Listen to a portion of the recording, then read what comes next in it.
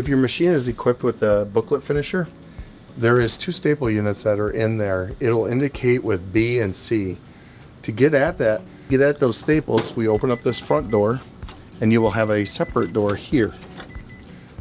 When you open up those doors, it will indicate whether it needs stapler B or C. Simply pull out. If you get a staple jam in this, you can pull this down, remove the staples from in there, close this back up, and reinsert. So to remove the housing, this plastic housing, squeeze these 2 tabs in slightly. It'll open up like this. In the rear here, push this back towards the front. This thing will lift up and it will slide out in your hand. You'll get your new cartridge. It'll look like this. You will slide it in just like a shoe.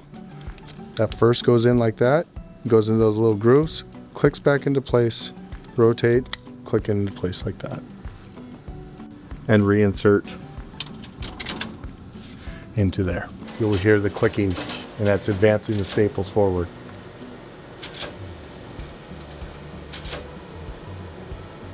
Once you hear it stop, it's ready to go.